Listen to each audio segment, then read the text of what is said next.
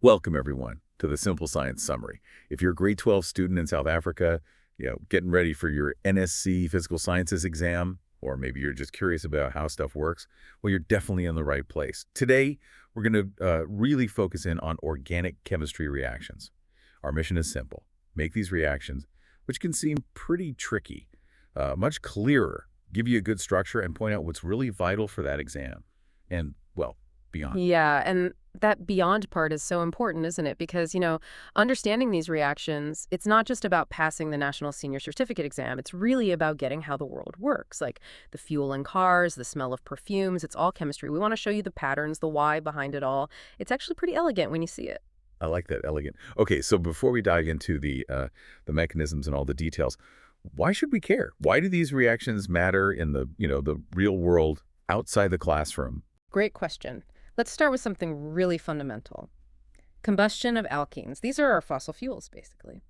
When you burn them with plenty of oxygen, you get carbon dioxide, water, and crucially, lots of energy. It's exothermic, gives off heat. That's our main energy source, right? Powering cars, generating electricity. It's huge. Right, burning fuel for energy. Got it. But what about hydrocarbon cracking? That sounds destructive, like breaking things. It is actually. Cracking is exactly that. You take these really long, not so useful hydrocarbon molecules and you break them down into smaller, much more useful ones. Things like ethene or propene. Shorter chains, there are two main ways. Thermal cracking, which uses really high pressure and temperature, no catalyst. And then there's catalytic cracking. Lower temperature, lower pressure, but you use a catalyst to help them along. This is absolutely essential for making petrol, gasoline, and also the building blocks for plastics and other chemicals. Wow, okay. So we can break big molecules down. What about building things up? You mentioned smells earlier. Esters. I hear they smell nice. They often do. Esters usually have quite pleasant, often fruity smells. Think bananas, pineapples. You make them by reacting an alcohol with the carboxylic acid. It's called acid-catalyzed condensation, or just esterification. And they're used everywhere. Perfumes, yeah, but also as solvents, like in nail polish remover or glue sometimes. And those artificial fruit flavors in sweets or drinks, often esters, like pentyl ethanoate smells like bananas. So yeah, these reactions aren't just theory. They make things we use constantly. That really puts it into perspective. Okay, so we see why they matter. Now let's get into the core types. The CAPS curriculum highlights three main ones: substitution, addition, and elimination. Can you give us a quick rundown? Sure. Think of them as the three main moves in organic reactions. First, substitution. This is where you swap one atom or maybe a group of atoms for another one in a molecule. It usually happens with saturated compounds, those with only single carbon bonds, like swapping a Lego brick. Okay, swapping. What's next? Addition. This is for unsaturated compounds, the ones with double or triple bonds. You add atoms across that double or triple bond. The multiple bond breaks usually down to a single bond, and the new atoms get added on. These reactions are often pretty fast, sometimes spontaneous. Adding across a double bond. Right. And the last one? Elimination. This is sort of the opposite of addition. You remove atoms or small groups from adjacent carbons in a saturated molecule, and this usually forms a double bond, creates unsaturation. These ones always need energy input, usually heat. They're endothermic. Got it. Substitution, addition, elimination. Oh, and let's not forget oxidation of alkanes. That's combustion, what we talked about first. It's kind of its own thing, but super important for releasing energy, right? Exothermic. Okay, that's a clear framework. Let's dig into substitution first. Where do we see this happening that's important for, the NSC? A key one is the halogenation of alkanes. Here, you take an alkane, react it with a halogen like chlorine, Cl2, or bromine, Br2. And what happens is one hydrogen on the alkane gets swapped out for a halogen atom. You form a halocane and a hydrogen halide like HCl or HBr. Yeah. Crucially, this one needs a trigger, either UV light, sunlight, or some heat to get it started. Right, UV light or heat. Yeah. Okay. And what about going between halocanes and alcohols? You mentioned swapping groups. Is that substitution too? Exactly. You can go both ways. First, hydrolysis of haloalkanes. You take a halocane and react it with water, or better, a dilute strong base like sodium hydroxide, NaOH, or potassium hydroxide, KOH. The halogen atom gets swapped out for an AOH group, making an alcohol. Using just water is slow, but if you use that strong base, maybe dissolved in ethanol, and heat it under reflux. Reflux, what is that again? Reflux just means you boil the mixture, but you have a condenser attached so the vapor cools and drips back down. It lets you heat for a long time without losing anything. Anyway, with the base and heat, it goes much faster. And an interesting point, Tertiary haloalkanes react quickest here. Okay, faster for tertiary. And the reverse, Yeah. making haloalkanes from alcohols. Yep. Also substitution. You react an alcohol with a hydrogen halide, like HBr. The always group gets swapped for the halogen atom, so alcohol becomes a haloalkane. And again, tertiary alcohols tend to react faster in this one, too. It's all about swapping that functional group. Okay, substitution covered. Now, addition. This is where things get, well, added. Across those double bonds, right? Sounds quite direct. It is pretty direct, yeah. Addition reactions happen with unsaturated compounds. Alkenes are the classic example. Atoms literally add on to the two carbons that are part of the double bond. The double bond breaks open, usually becoming a single bond. So what are the main types we need to know? Okay, first up, hydrogenation. Adding hydrogen, H2. You add hydrogen gas to an alkene, and it becomes an alkene. Simple saturation. But this one needs help. You need a catalyst, usually platinum, PT, or nickel, Ni, and some heat. And the real-world use, making margarine. You take liquid vegetable oils, which are unsaturated, hydrogenate them, and they become solid or semi-solid fat. Turning oil into margarine, wow. Okay, what else? Halogenation. Adding a halogen, like Br2 or Cl2, add it to an alkene, and you get a dihalalkene, 2 halogen atoms added, 1 to each carbon of the former double bond.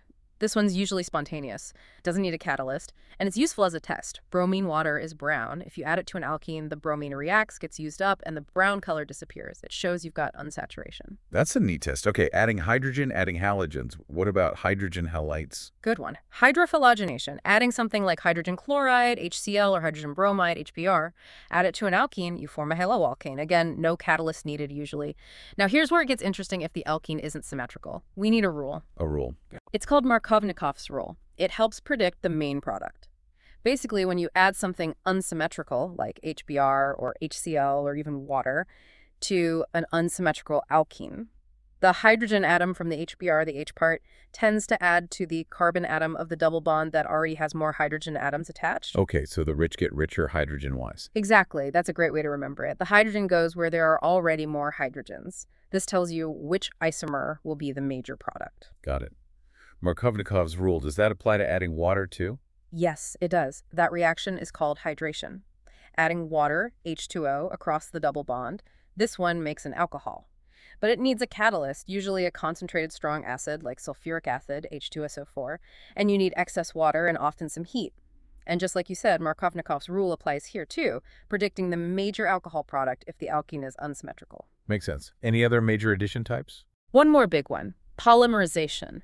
Specifically, addition polymerization. This is where lots and lots of small alkene molecules, called monomers, add to each other, opening their double bonds to form one huge, long-chain molecule, a polymer. Think of ethene monomers joining up end-to-end to make polyethene, which is, the plastic in shopping bags or milk bottles. It's addition on a massive scale. Right, plastics.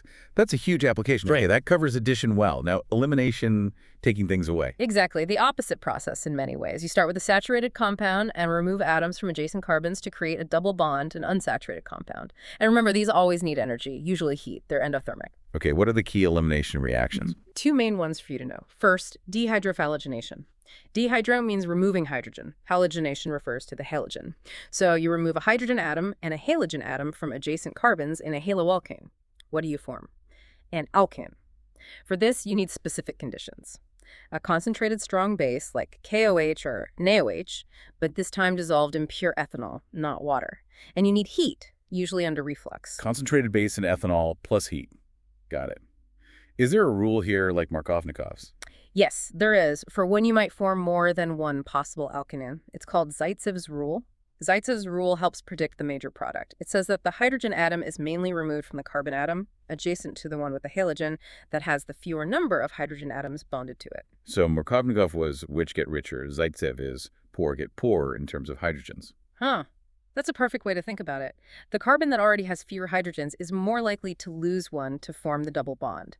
This usually leads to the more substituted, more stable alkene as the major product. Okay, Zaitsev's rule for dehydrophalogenation. What's the other elimination? Dehydration of alcohols. Dehydration means removing water. You take an alcohol, remove an OH group from one carbon and a hydrogen atom from an adjacent carbon. Essentially, you remove a water molecule, and again, you form an alkene. This one needs an acid catalyst, Concentrated sulfuric acid or phosphoric acid usually works, and quite a bit of heat, often around 180 degrees Celsius.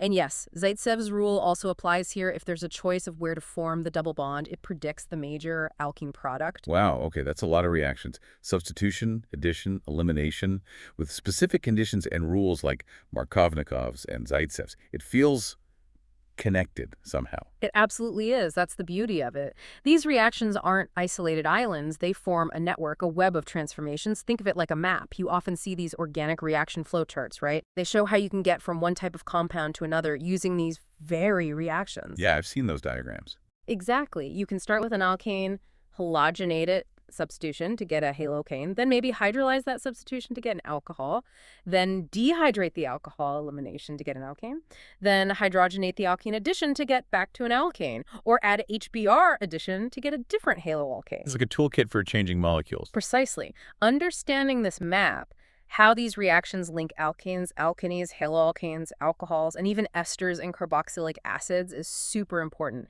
especially for those multi-step synthesis problems in the NSC exam where they ask you to figure out a reaction pathway. It shows how it all fits together. That was brilliant. A really comprehensive, simple science summary of these key organic reactions. Yeah. You've definitely shown how they're not just abstract ideas, but have real uses and link up in, well, like you said, elegant ways. Glad it helped. And for everyone listening, really focus on mastering these reaction types, what they are, what conditions they need, and those key rules, Markovnikov's and Zaitsev's. Practice drawing them out. Identify the type of reaction. Know the conditions. That's honestly the key to tackling this section in the physical sciences exam. Definitely. And here's a final thought to leave you with. Pick up a plastic water bottle later today. Just a simple everyday object. Thinking about what we discussed, especially polymerization as an addition reaction, how is that bottle made from tiny building blocks? And maybe even think, how could understanding these reactions help us design better, maybe more sustainable materials for the future? Something to ponder. Thank you so much for joining us for this simple science summary. We really hope this helps clear things up as you prep for your exams. Do revisit it if you need a refresher. Good luck.